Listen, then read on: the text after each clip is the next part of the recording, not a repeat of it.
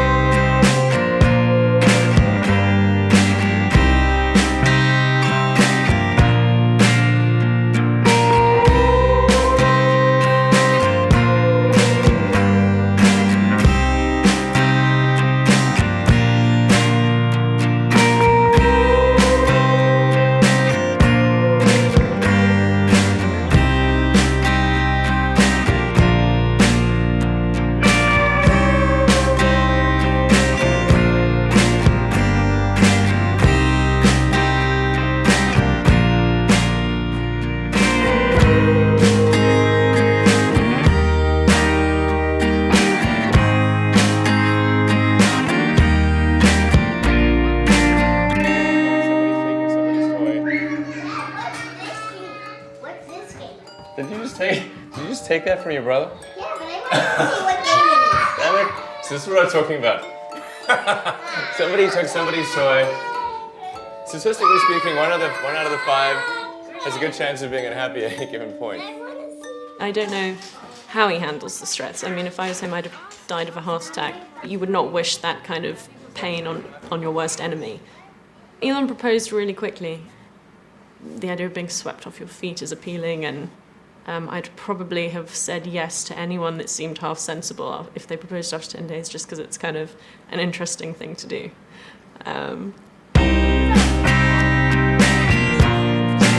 Straight into the house with the children, a very real thing immediately.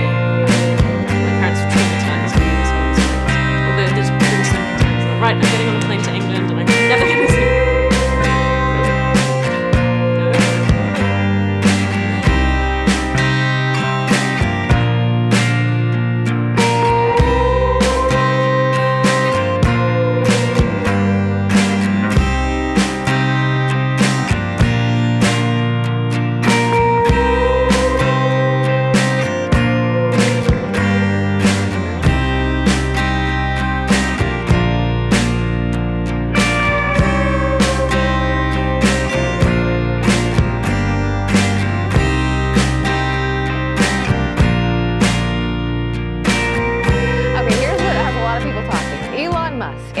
of course, welcoming their first child together this week.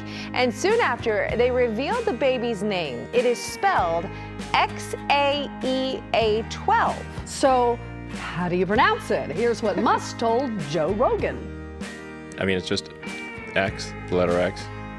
And then the AE is like pronounced Ash. Yeah. And then A12 is my contribution. Oh, why A12? Archangel 12, the precursor to the SR-71, coolest plane ever.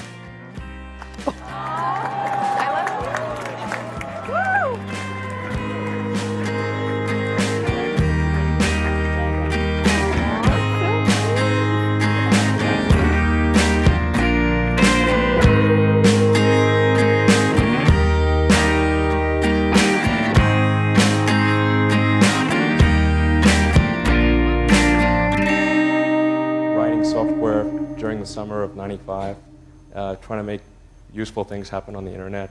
I wrote something that allowed you to get maps and directions on the internet, and then something that allowed you to do online manipulation of content, kind of a really advanced blogging system.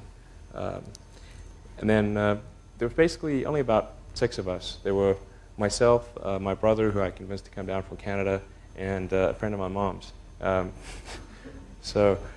then 3 salespeople we hired on contingency by putting an ad in the newspaper. But things were pretty tough in the early going. I didn't have any money. In fact, I had negative money. I had huge student debts. So, in fact, I couldn't afford a place to stay and an office. So I rented an office instead, because I got a cheaper office than I could get a place to stay, and then I just sort of slept on the futon. And there was an ISP on the floor below us, just a little tiny ISP, and we drilled a hole through the floor and connected a null modem cable. That gave us our internet connectivity for like $100 a month.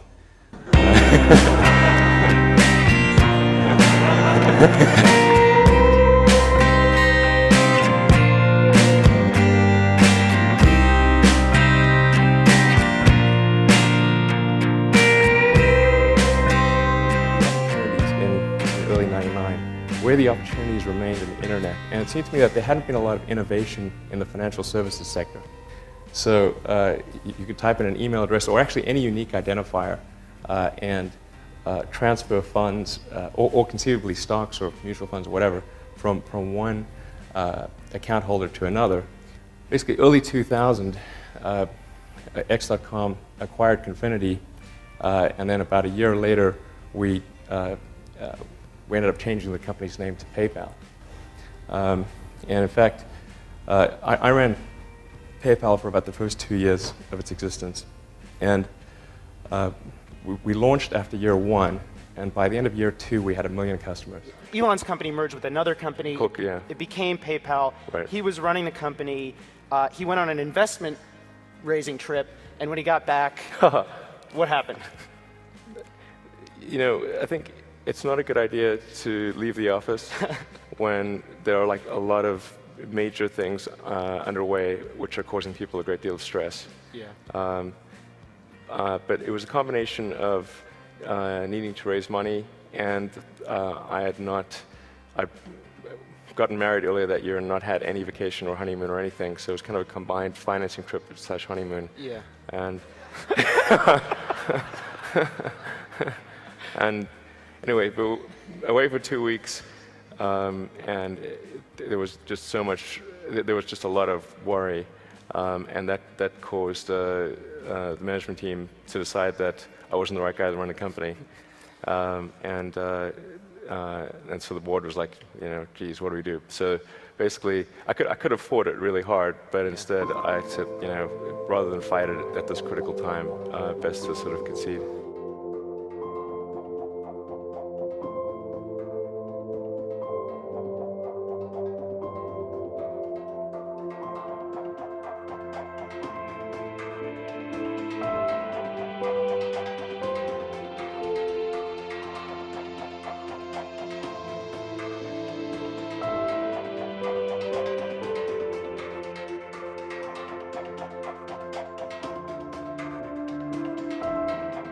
I want to start talking, just preface this by talking about why are we doing this? Why does Tesla exist? Why are we making electric cars? Why does it matter?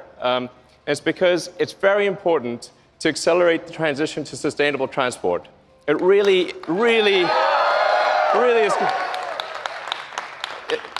is. This is really important for the future of the world.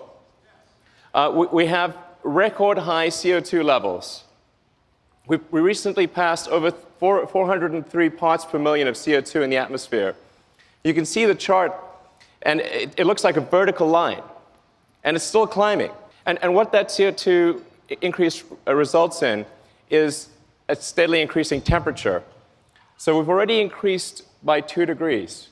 In fact, that doesn't tell the whole story because the extremes of temperature increased by as much as 20 degrees. And that line is going to keep going for some time into the future. It's really important. It makes a difference if we accelerate the transition to sustainable transport. So to address this, what we came up with at Tesla was what we call the secret master plan. So.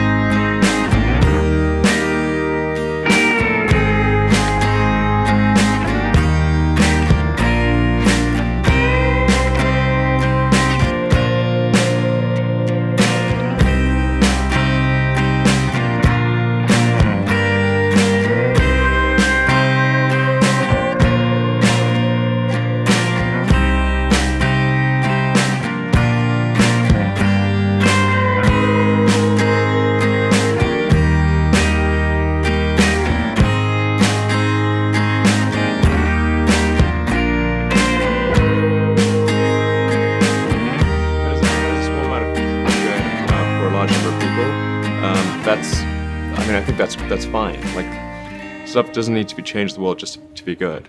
But in terms of things that I think are most likely to affect the future of humanity, I think AI is probably the single biggest item in the near term that's likely to affect. My favorite one so far lets you do this. Do I sound like Morgan Freeman now? It's pretty crazy, right? I could sound like literally any person in the world right now. It's called Voice AI, and they already have a database of like a couple thousand voices. So they have like... Rick from Rick and Morty. Wubba lubba dub dub, am I right? Or this anime girl voice, which is kind of nice. Hey guys, anyone want to order a pizza?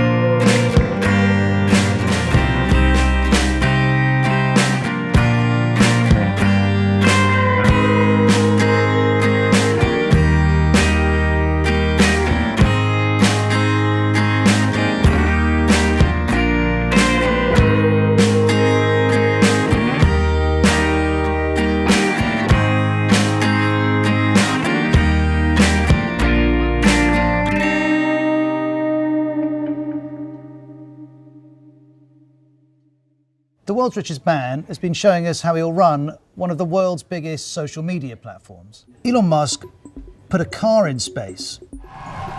He brought rockets back down to Earth. He gets remarkable things done.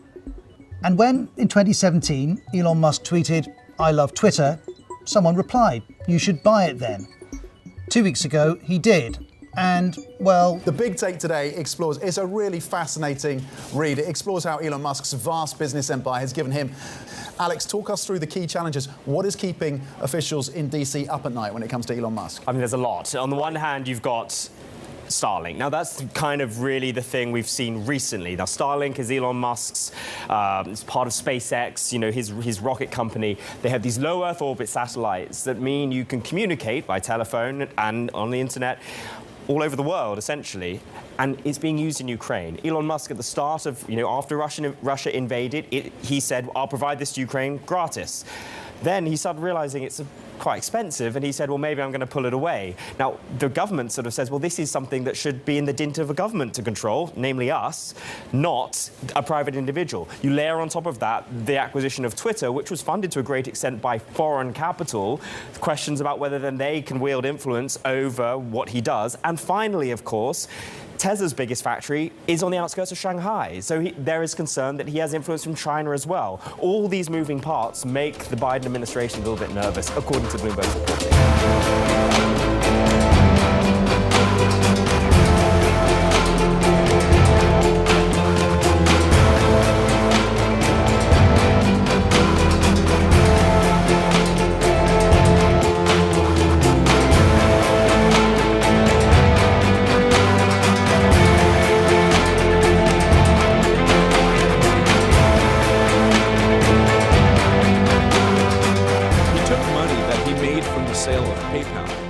That rocket became Falcon 1. Truly incorporated as space exploration technologies, Musk's team began building its first rocket. So this is when SpaceX really started to elbow their way into DC. They were starting to compete with the massive aerospace and defense contractors who held the keys to the most valuable launches for the US military and NASA. He builds a rocket, and then he takes that rocket and puts it on the back of a trailer and drives it through the National Mall up to DC in a big FAA party to basically say, you know, put a stake in the ground and say, I'm here. We can do this, and we can do it a lot more cost-effective than the existing players. I remember going to some of this industry space shows back 10 years, 12 years, and SpaceX was starting to show their face. They would have booths in a corner somewhere. They're very small. I remember asking around some of the other bigger companies what they thought of SpaceX, and they thought that SpaceX, with their proposed launch prices, very low launch prices, were really mostly talk more than anything else, and that they could never really produce a rocket that would be competitive with such low prices. I wasn't so quick to believe that, because I thought, you know, there was something unique about Mr. Musk. He did talk big. He was a little brash, but what our industry needed was somebody like, say, a Steve Jobs, somebody that could really push the envelope. Musk first announced Falcon Heavy in 2011.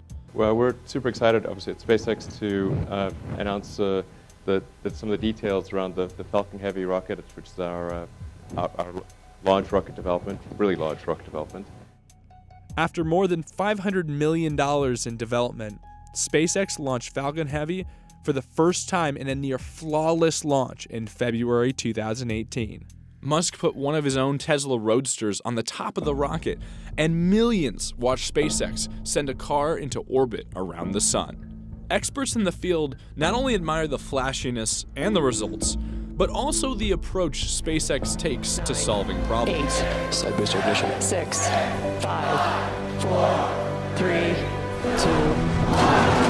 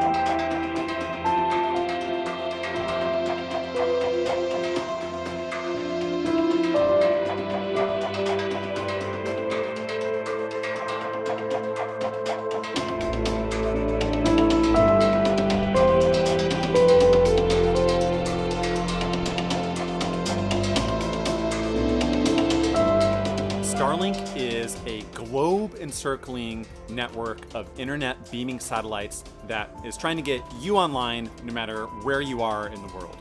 And there's a rather persuading element for SpaceX as well. Elon Musk has said he's just trying to grab a small percentage of $1 trillion a year telecommunications industry around the world. If SpaceX can pull this off, the company could net about $30 to $50 billion a year.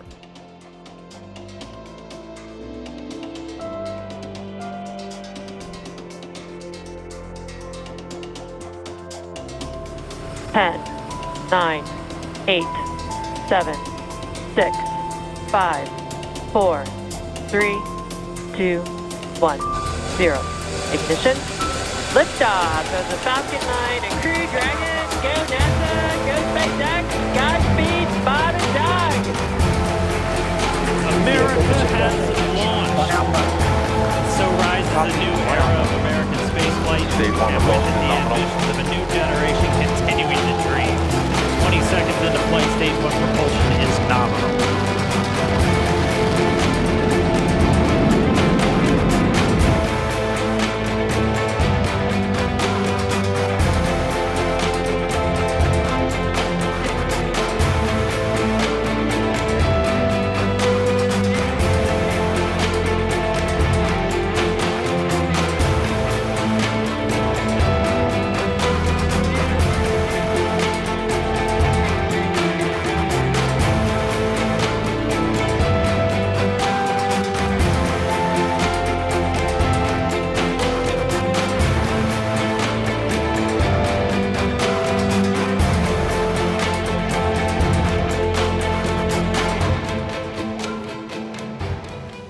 Thank you, Chris. It's good to see you. And welcome to Bob and Doug.